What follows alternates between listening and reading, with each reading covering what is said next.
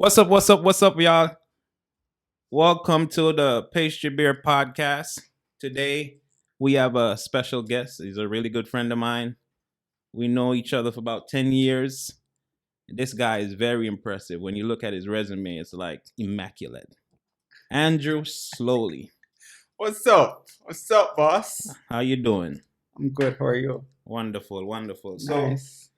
I met Andrew 10 years ago, just like most of the people you see on this program.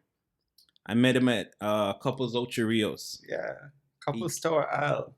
Yes. They were pretty No, much the it same. was already couple store aisle. Right. Yeah. And they had Couple Sanssouci. Yes. And they merged the two properties. Right. Yes, he came in as what was he working at that A time? management trainee. Right.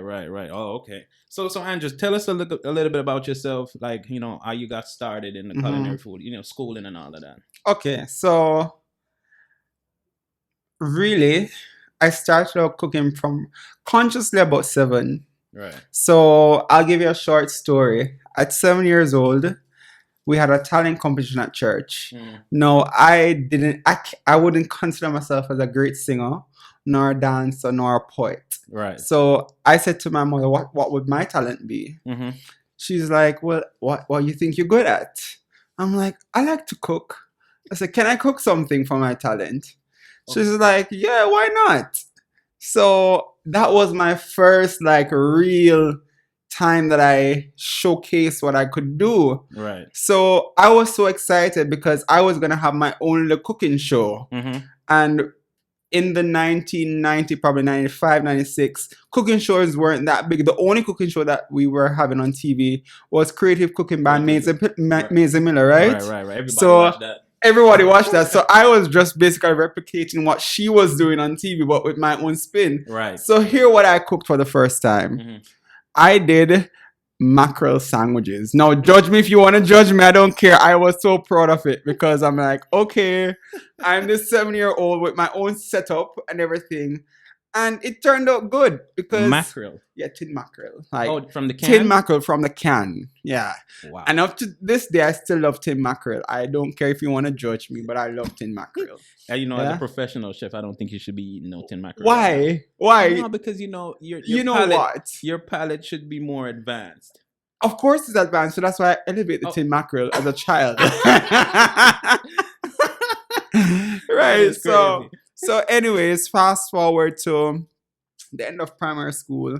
My mom and my aunt, they were close friends, and they said, why not let him enter JCDC Culinary Festival of the Arts competitions? So I entered my first competition, and I came second in the island. Oh, wow. So I got a gold medal and I got a bronze medal. Mm-hmm.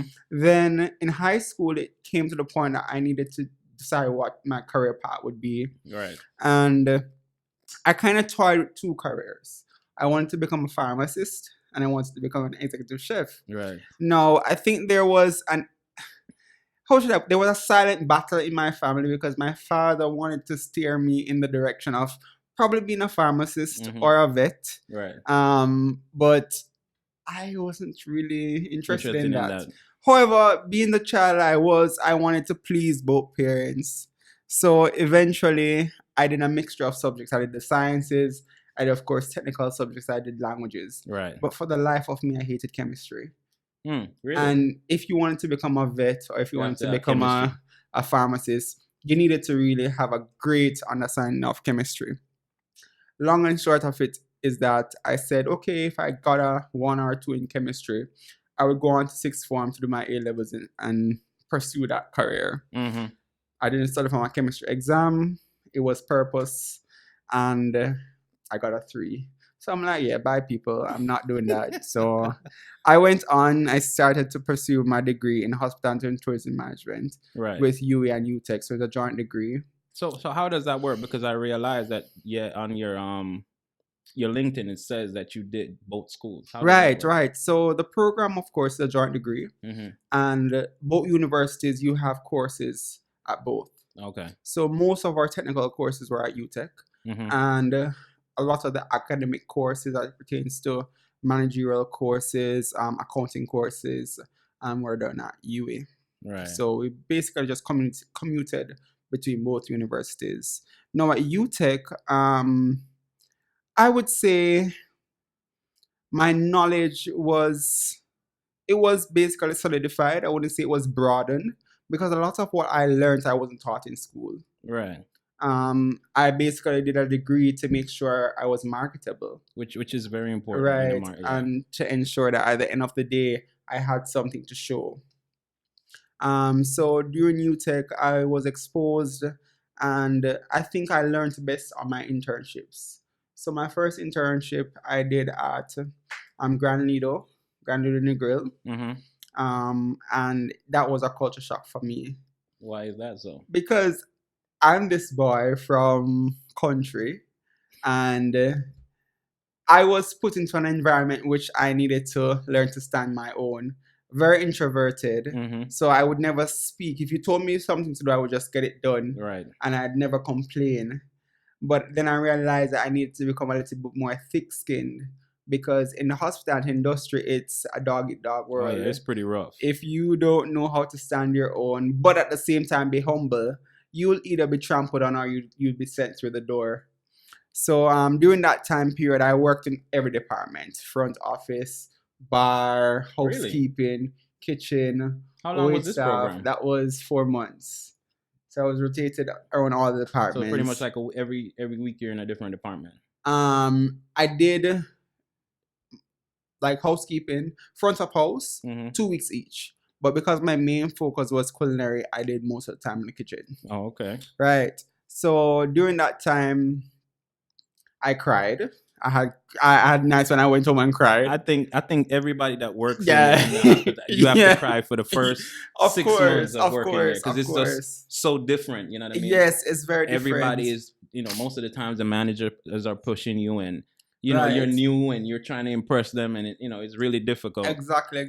Right. And because you weren't confident enough with what you were doing, you needed to learn from these people. Right. And you needed to pick from them what was sensible and to kind of learn from their mistakes. And that's what I did, because there are things in my life right now that I don't do because of what I learned. Right. And what I saw that was happening in the hospitality industry. So at the end of that program, I went back to school, and then I got the opportunity to work overseas in the US at Big Cedar Lodge. Now, my executive chef back then was English. And if you know anything about an English chef, it's their way and their way and no other way. Yeah, they know everything. Yeah. And to me, it was good because I saw how a real world-class kitchen should operate. Right. And it really strengthened me, because I remember the first day of work, I was put in the pantry to man the pantry by myself. On the first day? On the first day. It was chaos. Kid you not. As they would say in the food culture, you run a grung. Run a grung. Listen to me. Road dog. I was like at 1 o'clock when the lunch rush came in. Literally, it was mayday. Come and go and help him, or else everybody's gonna walk out of the restaurant. So why would they do that though? What was the? I think it was a test for me. Oh, to see. And did I pass it? Did I fail it? I don't think I did either. Right. I think it was the mere fact that I ended the day was power for me. I never walk off the job. I ended the day. Right. And I saw where after a week I started to improve. I could man my own station. I understood what needed to be done. So you know what? You just touched a point that I want you to emphasize on. You said when you went there, it was a professional kitchen. Right. So if you could compare working overseas to working here in Jamaica, because we're in Jamaica right now, how would you describe like the kitchen operation in Jamaica and the kitchen operation outside of Jamaica? Well, what I'll say, back then in 2004, 2005, 2008, 2009, back then, Jamaicans didn't understand the hierarchy. No. In a classical brigade. Right. And you just have persons just randomly doing things, and they didn't understand the steps that need to be taken. But when I went to the US, I found that persons understood the hierarchy. Right. And they knew each person's position and understood each person's role. Right. And the purpose and the reason why it was done. So in that respect, I realized that it was more professional. But fast forward to 2010 when I started at Couples, Right. I must say that Couples had a good hierarchy structure. Right. Right. They understood to an extent. Yeah, to an extent. Right. And I must say, if I went back today, it should have been even more improved in comparison today. So. I'm hoping that. I'm so. hoping that because with time and with and new knowledge, right. You expect that there would have been improvements. Because correct? From my experience, like I've worked at a lot of properties here in Jamaica, and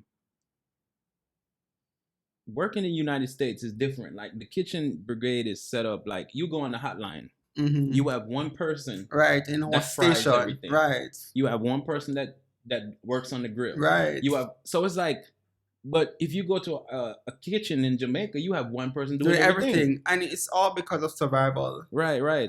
And that's why you end up having people who are frustrated. Right, and then the quality and the standard goes down because you realize that, like for instance, like I said, when I worked overseas, I realized the depth of the importance of having enough people to work. One. Right, exactly. And everything is timed. Exactly. You know what I mean? It's like here, it's different. You go somewhere it's when you get food, it. It's when you get like 10, 15, 20 minutes. Yeah. Like they know it takes 5 minutes to fire an appetizer. Right. It's gonna be out in 5 minutes. Right. But if you don't have the sufficient people to work, you're not gonna get that type of work. Exactly. You know what I mean? And I believe as managers or as persons who lead an operation, it's really important for us to understand the people aspect. Right. And how the people aspect affects the customer in return, because at the end of the day, it's a customer we're trying to please. Exactly. We're trying to give them experience. So if behind the scenes that experience is not being created with your staff members, it's going to reflect in the final product. Right. Yeah, so I'm really happy that you brought that point up. But so let's talk about your experience at Couples and what was your job title? Right. So at Couples, I was hired as a management trainee. Right. Now, incidentally, I was recruited from university for that job. So there was a job fair at UTech, and Couples was one of the many companies that I interviewed with. It was crazy because when I met you and you told me what your position was, I was like, what is that? Right. It didn't make no sense to me, honestly. Right. So my position was basically I was a management trainee in the culinary department, meaning that I was being trained for a management level position. Right. That I would have been given at the end of my 2-year training period. Right. So I was exposed to different scenarios at a managerial level. So yes, I did a lot of hands-on, but I also did a lot of behind the scenes. Right. Which I really saw you was doing a lot of. You implemented a lot of stuff, I must say. Especially in the pastry department that you've spent most of your time. Right. I spent a lot of time in the pastry department. You spent a lot of time in the pastry department. Right. And so how was that experience? It was, I believe, when I just started at Couples, my first property was Couples Tower Isle. Right. And I believe Couples Tower Isle was one of the most organized kitchens in the whole group, because I got the opportunity to work with all 4 properties. Oh. I don't know if it was the fact that kitchen was the newest kitchen, so to speak. And I don't know if it was the result of the management that was there at the time. Right. But what I liked is that when I entered, everybody kind of knew what they were doing. Everybody knew their responsibilities. Yeah, it was pretty structured. Yeah, it was pretty structured. You knew what you had to come in to do on a daily basis. The disconnect for me was just recipe management, how they manage their quality. Because at the end of the day, if you don't have a proper recipe, the end result will be inconsistent. That was my only thing, which when I was there, I started to work with and to kind of change it around, right. which you might have realized. I remember that. So just to put a little bit on that, what you just said, like another thing that I learned to compare working in Jamaica and working overseas. Like I'm saying, everything is structured. Yeah. Like I worked in Four Seasons in Miami. And when you go in that kitchen, the cookies, have a temperature and a time. Right. So you put it at 400 degrees, 4 minutes, and it's baked. Rotate it 4 minutes and pull it out. Mm-hmm. But if you take the cookie out, it looks like it's not baked. Right? But it's, the continued cooking is going to finish it. Of course, the latent heat will bake it. So like these are the things that I realize are lacking here. It's the finesse. Even with the rest, with recipes, like you're saying, most recipes in a restaurant, like I realize people do that sometimes. They write a recipe and they won't put a method. Yeah. It's just a list of ingredients, and that's not a recipe. Right, you know what I mean? So it's like you write the recipe, there's no method, and then you don't have a time, you don't have a temperature. So now you're just guessing what to do based on your experience. Exactly. And then you find that everybody's getting a different... And it's being inconsistent. Yeah. But you're right on that. And I really think you did a good job. You created a lot. You implemented a lot of things over there. I know the chef there, Mr. Green, was pretty happy with you. well. And I must say, that pastry shop taught me a lot. Yeah.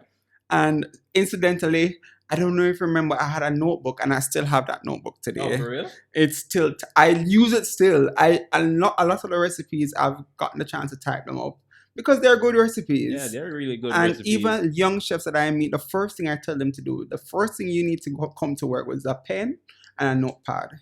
Oh, if you don't have a pen and a notepad, you cannot come into my kitchen. It don't make any sense. Yeah, because that's how you learn. That's how you learn. And that's how I learned. So pretty much if somebody's coming to work with you, they have to have a pen and a notepad to take notes and, of course, and write down whatever you're teaching. Because tomorrow, if I taught you something today, you're not gonna repeat yourself. I'm not repeating myself tomorrow. I'm like so that too. You figure it out. I'm definitely like that too. Yeah. So like I'm saying, it's really, I'm looking at all the stuff that you did over this 10 years of being in the kitchen, and it's a lot. You've grown so fast.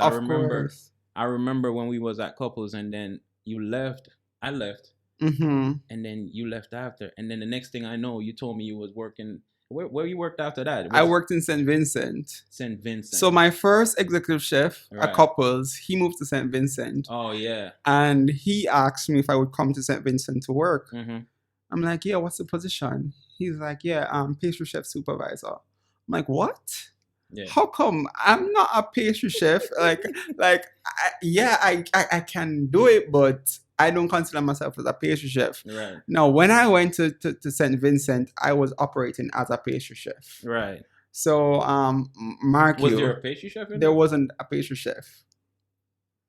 Oh, so you were the pastry chef. So I was a pastry chef, essentially. Right. Did I know everything? No, like you're never gonna know everything though. I had to figure out a lot. I had to read a lot. I had to research a lot, because I was working with young people and they wanted to learn from me. Right. And that was my first real role of being in charge of a group of people.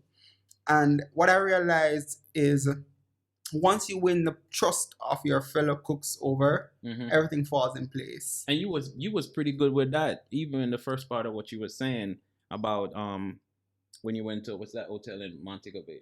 Bracco? The first hotel you went to? Grand Lido Grand Lido, yeah. Yeah. Oh, it's not a Bracco? No. Grand Lido Grill. Still sister property. Because I thought it was Grand Lido. So it's Grand Lido Bracco and Grand Lido Grill. Okay, my bad. Yeah. Are they still open? They're on different management now. Is it the same name? No. Oh. No. Yeah, man. Like every time I come to Jamaica and I go on the coast, it's like every year they change the name. Like, they change the color of the hotel. And trust me. The color, the name, the product. Like, I went down there the other day and somebody told me about, what's that one called? Is it Jewel? Oh, yeah, Jewels, yeah. And then they switched the name. And the Hyatt and they bought another hotel. And it's like every year they change it. It's crazy. Yeah. It's crazy. Hard to keep up with. I know, right? It's like the whole system is different now. I'm not really fond of all-inclusives. Yeah, because what happens, it becomes watered down. Yeah. I mean, Couples has kept it to a level because their properties are smaller and more intimate. So you still get a personalized touch, and the chef still gets some time to kind of play with the menu and be able to give the customer a good product and a good experience, because that's what the culinary field is all about, is to create that experience. Right. I personally feel like nowadays people are more driven by costs. Yeah. So and meeting their targets. Right. So it's like they're buying most of the desserts and most Yeah. of the food pre-made. Yeah. You know, like I've worked in an establishment and they pretty much buy everything. Right. You know what I mean? Even Right. the food, like they'll buy a potato gratin or something, Right. and it's already made in Right, a bag, right, vacuum right, sealed. I'm like, right. what? So Macaroni and cheese already made. So it's like the food quality is going down, and then the productivity- chefs, them are young cooks coming up. They don't know how to make simple things that we No. were taught. No. So it's like really hampering our industry because when Right. you say to them, okay, make me a bechamel, they're like, who? You're right. They used to just pouring it out of a bag. Exactly. Make me hollandaise sauce. They're like, Holland who? You know, So- I can't tell the last time I heard somebody called out. I'm serious. Like well, maybe because I'm not working on a hotline, but Mhm. it's very rare that you hear somebody say make a bechamel sauce. Right. You know what I mean? But yeah, so after you left St. Vincent, you was there for how long? I was in St. Vincent for exactly a year. 1 year. I started there May 1st. I left St. Vincent May 1st the following year. Mm-hmm. Yeah. Okay. And then after you left that position, did you eventually get to become the pastry chef, or So move to while I was there, because I love pastry. I like pastry, but it wasn't my passion. mm-hmm. So we went through some different structural change in our management, and we had a director who was Italian, and he saw me cooking one day, and he's like, "Could you cook me dinner tonight?" I'm like, "Sure, I'll cook you dinner." So I cooked him dinner. He loved it. The following night he came, "Could you cook me dinner again tonight?" Oh wow. I'm like, "Sure." He's like, "Okay, Andrew, here what? In the daytime, you're gonna be the pastry chef. But in the nighttime, I'm gonna ask you to work at the steakhouse restaurant and just manage the operations there." How many hours were you working? Hmm? How many hours you were? I was to start at work at 7 o'clock and I'll be there until 10 o'clock at night. Oh wow. Yeah, so I start and I close. I don't So know when was the it's- last time, because like funny nowadays, I don't think nobody gonna do that. No, and I, within myself up to this day, I'm thankful that I did it. Because that's what created a backbone. Because Yeah. even at couples, I would be there early mornings, you I was would be there. leaving there late nights. I used to do the same thing. I think most of the stuff that I learned, even like chocolate works and all of that, I loved it so much where when I finish working, I always stay over and do an extra 2 hours or 3 hours. Right. And I used to do ice carving back in Right, the days. too, right, and I right. learned that from just staying back. Right. You know, and like I'm saying, that's very important. You have to give some free time Of course. of yourself to learn something. Because everything won't be able to be taught in an 8-hour time span. Right. And as a chef, I always tell persons the way you move and the way you expand yourself determines, it's solely up to you. Right. Nobody's gonna hold you by the hand and say, "Come with me, do Mhm. this." No, you have to take the initiative to be curious enough to say, "Okay, I want to learn this. Could you teach me this?" Or you stand there and be very curious, and until someone gives you the opportunity. Right. Because like I said, nowadays I think everybody now is learning from the internet. Right. So it's like, you ain't really got to. exactly. You're not. I think practice makes perfect. The brain works like that. Right. Some people can look at something and be like, okay, I can do it. But right. you can't. I don't think you can master doing something by just watching. But You have to practice. but you have even to have the product to. of you know what I mean, course, to do and all of that. because food is food and cooking, you really use all the 5 senses. You Mhm. see, you taste, you hear the sizzling of a pan. Right. You have the textures on your fingers. So if you engage all those sensory organs, that's how you really truly learn to become a good chef or a Right. good cook. But if you learn from the internet, yes, that's good. You get to see these different things. Right. But at the same time, you're only using one sensory organ. There's your eyes. You just your eyes. Right. You You're know not what I mean? smelling. You're not salivating. You're not Right. really getting all the other sensory organs in tune. Because like I think like 2 days ago, I was I'm working with this Italian chef because I'm trying to expand myself. Mhm. So he was saying he used the word umami. Umami, yes, You know, umami. so I hear that word That's all the the sixth time. sixth taste. Hold up. So Yeah. so I heard the word And I was like, I heard, you hear that word on TV all the Yeah, time. yeah, I thought it yeah. was just like a feeling Right. that you get. But he was Right. explaining it, and he said that umami is like you said, a sixth sense, but it's something that is developed over years. Right, You have to learn over 1,000 right, flavors right. to develop that umami. And I was like, and I was thinking to myself, like, that is deep. Mhm. That is deep. So with that question, I want to know, like, what type of stuff do you enjoy cooking? Like, what kind of cuisine would you say is your cuisine? I wouldn't say I have a cuisine that is my cuisine, but I like certain flavor. I like bold flavors. Right. I like to mix flavors which persons would think that really wouldn't work. Right. So I like to mix a bitter with a sour and see it come to life. Or I'll mix two sweet ingredients and try to find some way to balance them. Right. So that's it with me. I like to use whatever local ingredients. So everywhere I've lived, I've always tried to find out the most indigenous local ingredients. For example, when I was in Grenada, there was this fruit by the name of Mami apple. So Mami apple is... Hold on, Mami apple? Mami apple. So, hold on, is it the same thing as the mommy that I'm thinking, or is it something different? I don't know. I've never seen it in my life until Is it brown on the outside? Brown on the outside, and but like it looks like a peach on the inside. And it almost tastes like a... What's that thing? Neeseberry? No. It looks like a neeseberry. It looks like a neeseberry on the outside, but you call it apple though? Ain't no apple on the end of it. That's what they told me in Grenada. I've never seen it before in my life. So Mami apple, I just dabble with those flavors, and I don't know what I have not done with it. I've used it to make sauces, desserts, a cold soup, you name it. I think I've done it. You know what's funny that you said that, because I'm actually writing a book about on some desserts. And I remember growing up, and I know this dude, he had the tree in his yard.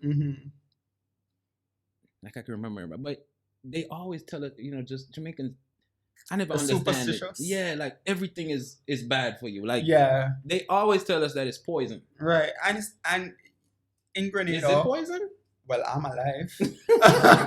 I'm not a ghost. I never understand this. But like, there's Grenada, so much stuff that we are afraid of. Right. But it's just a preparation. For example, the Mami apple is really consumed by the monkeys in Grenada. They have the Mona monkeys, and as long as an animal, such as a monkey, eats it, it's fine. Right. That's fine. That's one of the things I look at now. Like now, we have a lot of people using flowers. Right. To make their dishes better. Right.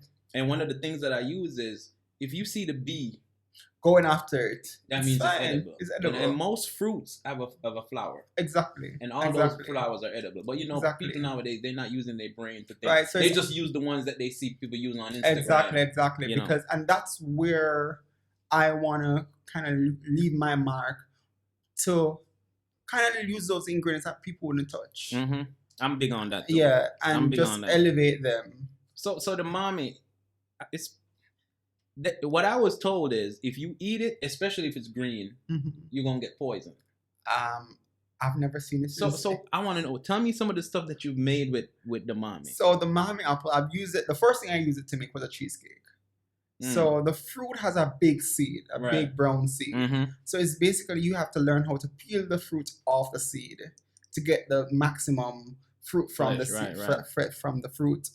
So I basically pureed it, made a syrup, and then added to cheesecake batter. Right. So that was thing one. That would be good, because that it has a creamy texture to it. Exactly. And it's naturally sweet. And then thing two was a cold soup, which I kind of mixed with some watermelon, because watermelon has that kind of cooling effect on the body. So that was thing two. Thing three, I made a glaze for a pork from it. Oh, wow. Because that's a good idea. Because pork marries well with sweetness. Apple so stuff like that. So apple. So when I thought about it, I thought of caramelized apples with pork. So I added some ginger to it, just to elevate that flavor. So, and then I also did like a compote for dessert. So I would normally use it in all my compotes for the desserts. So we usually use exotic fruit. So we use dragon fruit, because that was a lot in Grenada at the time.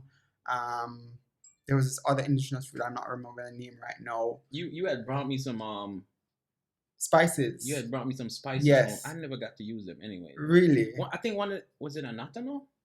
Annatto. How you pronounce it? Annatto. Annatto. Yes. Why I thought it was annatto? No. I don't know. If you spell it too, it's so. I don't know annatto. what annatto. Yeah, and annatto is a natural coloring. Yeah, I went to DR about 6 months ago. Right, it's big in and it's DR. big over It's there. very Like, big it's in just going DR. wild. Yeah, it's very, very big. Right, and then I did a tour, and in the tour they were showing us coffee and the culture and stuff, and the chocolate, because there's a lot of chocolate. Right, same ingredient in DR, and right. I was like, and the dude took it and he was telling that that's what they used to use it for, and they also use it for the for coloring the food. But I really, really, I'm happy that you brought up this mommy thing, because I came down and I was hoping that I could find some, because I could find it up there in Miami. Right.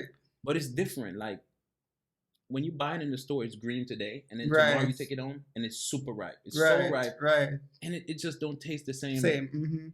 Like I'm used to it. So I was telling myself when I come down here, I was gonna try to see if I could find somebody that has a tree to get some of it. You know what I mean? Right. Yeah, but hopefully I can do that. So I realized, I've been following on your IG. I see you getting into this healthy thing. You're doing a lot of exercise. Are you on the gym all the time, showing off? I don't know about all the time, but I try to at least go 3 times for the week. That's a lot. That's a lot. I need to be in the gym at least 1 time a week. But what do you think about like the food trends in terms of these diets that they're coming up with, the keto diet or whatever other the random person being gluten-free or dairy-free. It's crazy. Yeah. That people, like, I don't understand that 10 years ago, there was no such thing as a gluten-free diet. Right. And then all of a sudden, people come to the restaurant and they telling you, oh, I'm gluten-free. I can't have dairy. Because the gut, like one time I cooked for a couple, both of them, husband and wife. They were both allergic to fruits with seeds. Wow. So no strawberry, no raspberry. Which fruit doesn't have a seed? I'm just curious. This is what they told me. So I was like, okay, so I told them, I'm like, I'm not sure I could give to you because, every fruit has a seed. Well, a banana doesn't have a seed. That's the only fruit I'm thinking about right now. Does a banana? Oh, no. I don't know where's the seed in a banana. If you look inside of a banana, sometimes because like the strawberry. Well, the strawberry seeds grows on the outside. Right. And the raspberry has seeds. But sometimes you don't even see that. Right. So, like I'm saying, these are the type of things that are coming up now. So, well, a blueberry doesn't have seed. No, there's seeds in blueberry. Well, I've never seen it. I've just seen a step. Open. You got to cook. You know what? I realize that a lot of stuff that we eat, we don't even research on. That's true. Like the Italian chef I'm telling you about, he said to me on yesterday.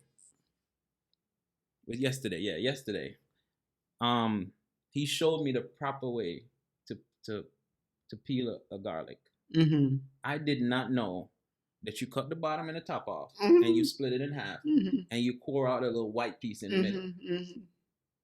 When he showed me that, and he cooked it, so he had a different flavor. Totally different flavor. And I'm like, this is mind-blowing to know that there is actually a technique to take something like a garlic, something as simple as that. Most time people using garlic, they just chop it up. Chop. And he said you do the same thing to the onion. Right. I did not know that. So back to what I was asking about this healthy food trend. What are your views on that?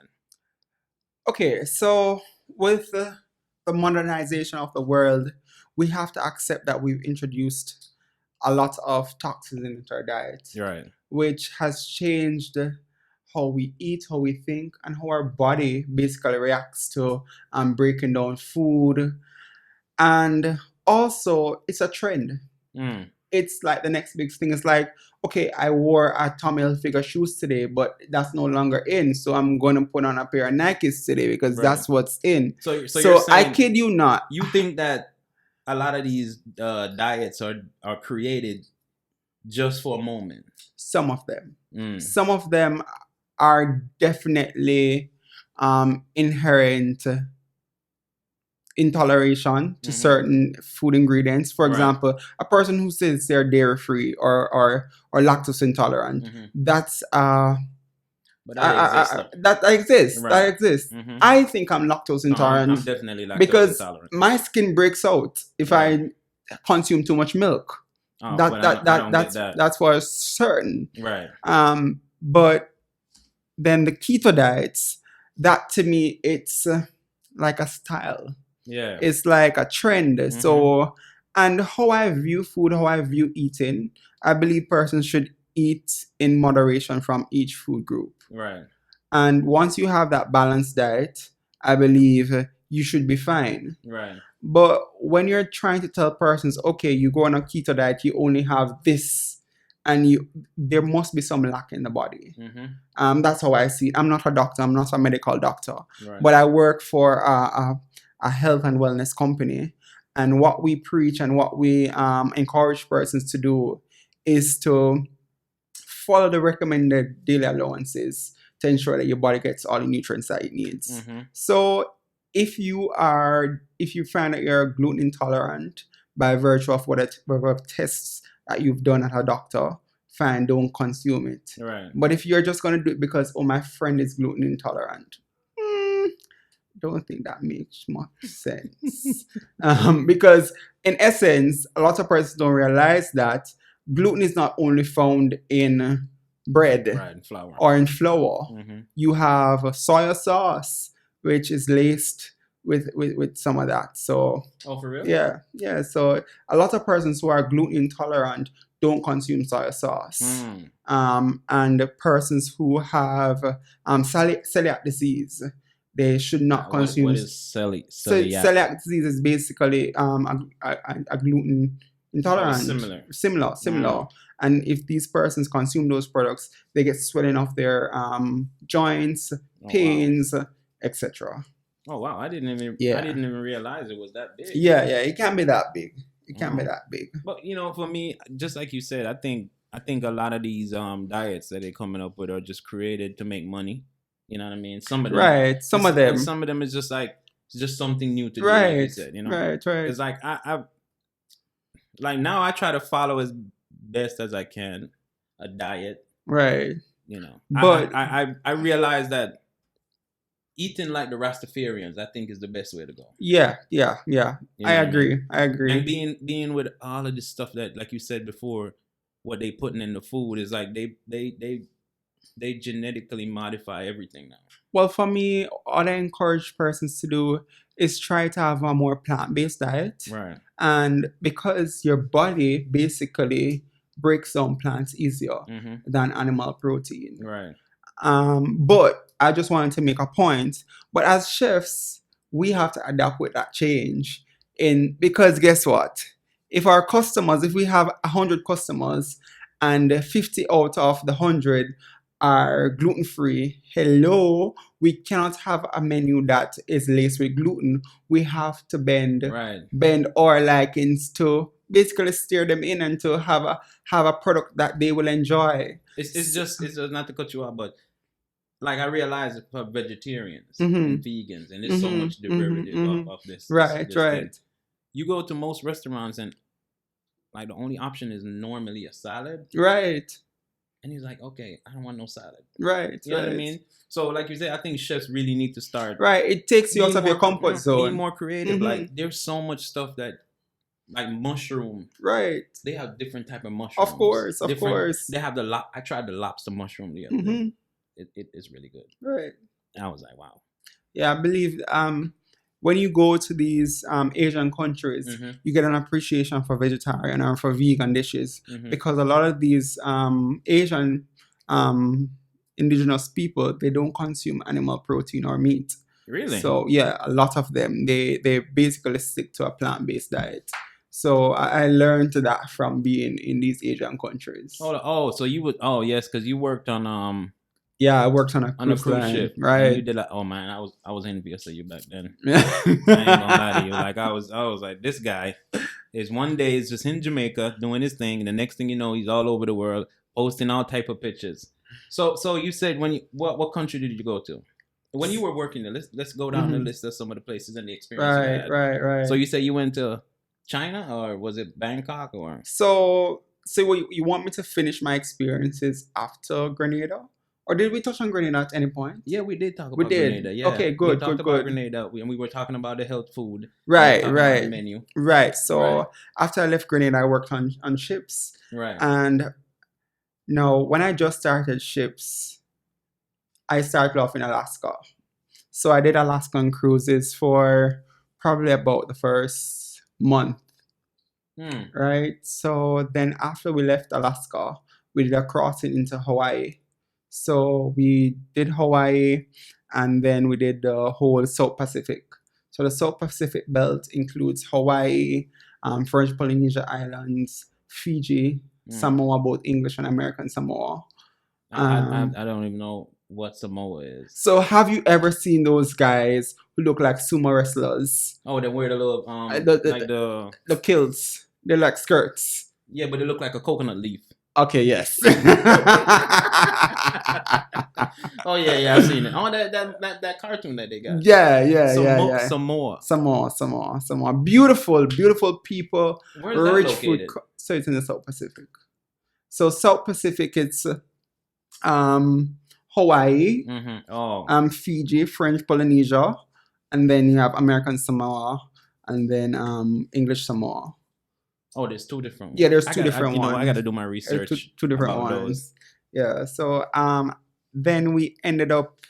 Where did we go after that? So I went to Tahiti, Bora Bora. You was traveling. Yeah, all those beautiful places. How can and the first thing I did whenever I came off the ship, I went to a coffee shop.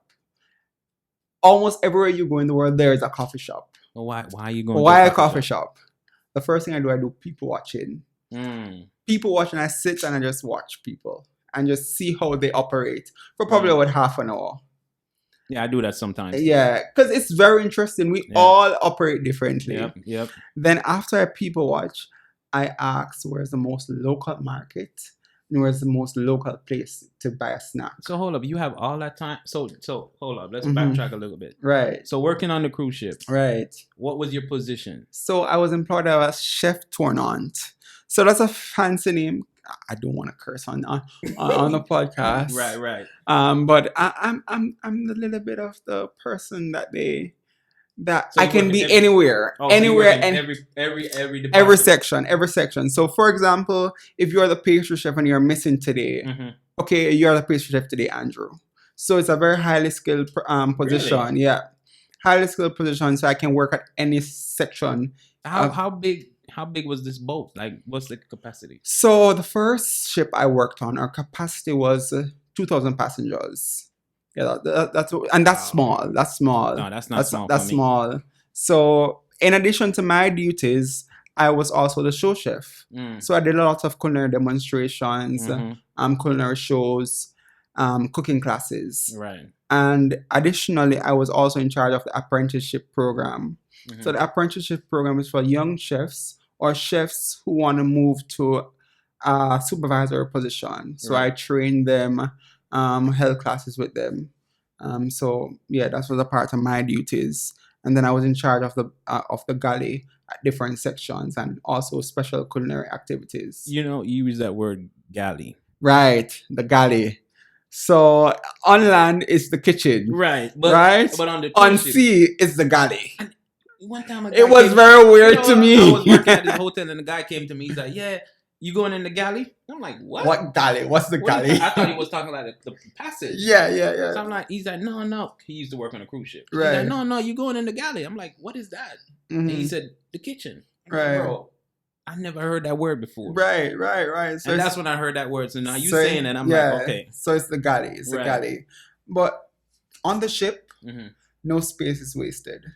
So you have a small space, but I kid you not, it's the most functional space you'll ever work in your life. Because everything is thought about on a cruise ship. Everything is thought about. Yeah. And safety is the first thing. Even if you don't think the food is good, we're first thinking about safety. And that's what I admired about the ship. But yeah, I won't go through the intricacies of everything. Right, but no, it's fun because there are a lot of people that are probably gonna listen. They don't really know in depth of the kitchen, and that's some of the things I want to put some emphasis on. I just don't want to talk about experiences. I mean, just food. It's everything. Exactly. So it's about having the regular person understand how a kitchen works and how how hard it is to become a chef. Right. It's not an easy job to be in the kitchen but and for running example, a staff of 20 people. No, it's not easy. It's not. Ship life, for me is one of my hardest jobs because I was working 7 days a week and minimum 7 days a week. Ooh. Yeah. When I first told somebody that, they looked at me and there were crickets in the room. And then she turned to me like, "Are you serious?" I'm like, "Yeah, 7 days a week." Yeah. When you told me, I remember one time I was talking to you because your ship came to Key West and I drove down and saw you, and you said, "Yeah, I got some time off." So I'm like, "You don't get a day off?" You said, "No, I got to go back to work at 3." I was like, "Man, how you do that? That is crazy to think that somebody could work 7 days a week." It's a mindset. I'll tell you that. What do you mean? It's a mindset. Anything you tell yourself that you're going to do, you can do it. And you will do it. Once you purpose yourself to do it, but that's pretty difficult though, because you're doing a contract of what, 6 to 9? 6 months. My contracts were 6 months. So for 6 months, you're working 7 days a week. 7 days a week and minimum 10 hours a day. It's 24 hours in a day.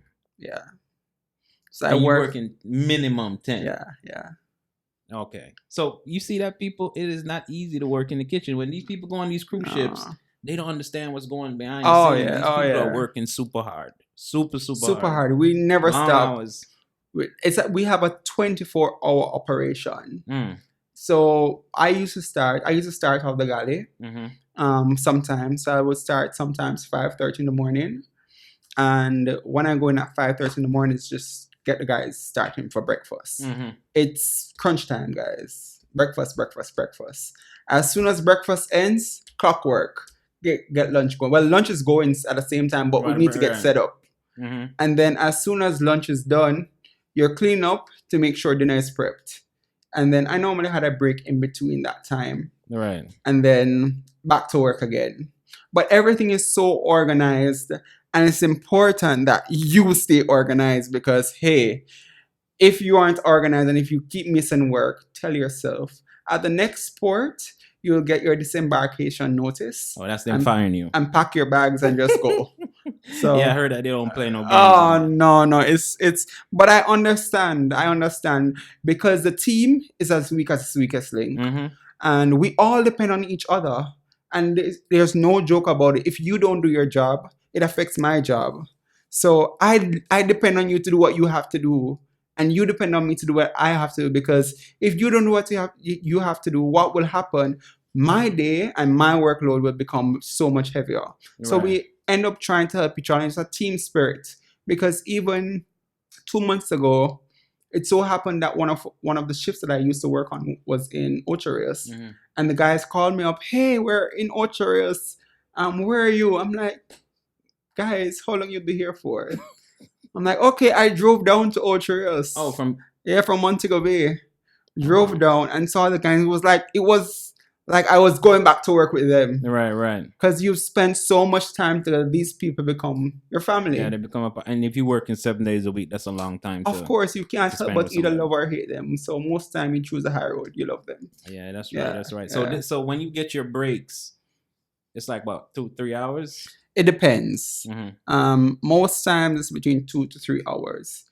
If it's a closed lunch port, meaning that we're not serving lunch, we might get some extended period of time. Oh, and that's when you would normally just go out and go out and splurge and eat new food and spend money and buy souvenirs. You buy a lot. I got some souvenirs in my house right now.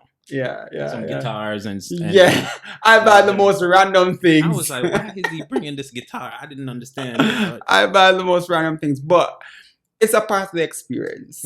And if I wasn't a chef, I wouldn't have been afforded these experiences. I've traveled to over 60 countries in the world. Over 60 countries. Really? I downloaded this app called Bin. And on Bin, it actually shows that I've completed, if I could find it. Wow, I didn't even know that. So Bin. How long did you work on the ship? 2 years. So these are all the countries I've been to. Yeah.